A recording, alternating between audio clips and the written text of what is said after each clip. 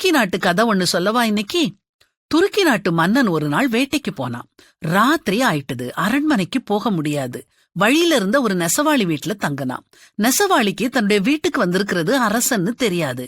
யாரோ ஒரு வேட்டைக்காரன் வந்திருக்கான்னு நினைச்சு தங்க வசதி செஞ்சு கொடுத்தான். அரசன் காலையில எழும்பினப்போ நெசவாளி நூல் நூற்க தொடங்கி இருந்தான். அவனுடைய இடது கையில ஒரு கயிறு கட்டப்பட்டிருந்துச்சு.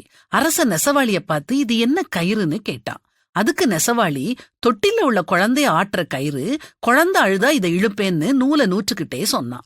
அவன் பக்கத்துல ஒரு நீண்ட குச்சி இருந்துச்சு. இந்த குச்சி எதுக்குன்னு கேட்ட அரசன் கிட்ட, வெளியே என் மனைவி தானியங்களை வெயில்ல காய போட்டிருக்கா, இந்த குச்சியின் அடுத்த முனையில கருப்பு கொடிய கட்டி இருக்கேன், இத அசைச்சா பறவைகள் பக்கத்துல வராதுன்னு சொன்னான். அந்த நெசவாளி தன்னுடைய இடுப்புல மணிகளை கட்டி இருந்தான். இந்த மணியை எதுக்கு கட்டி இருக்கேன்னு அரசன் கேட்டான்.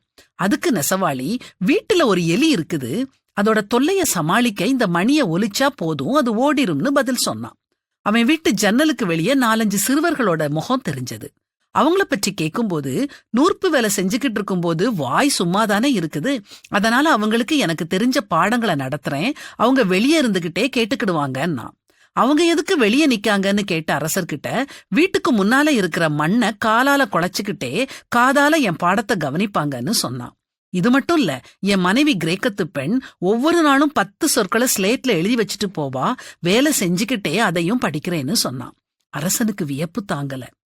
ஒருவன் விரும்பினா ஒரே நேரத்துல கற்றுக்கொள்ளவும், கற்றுத்தரவும், வேலை செய்யவும், வீட்டை கவனிக்கவும் முடியும் அப்படிங்கிறதுக்கு இந்த நெசவாளிதான் சாட்சி. கடின உழைப்பை பற்றி வேதம் என்ன சொல்லுது? கடும் உழைப்பு எப்போதும் பயன் தரும், வெறும் பேச்சினால் வருவது வறுமையே.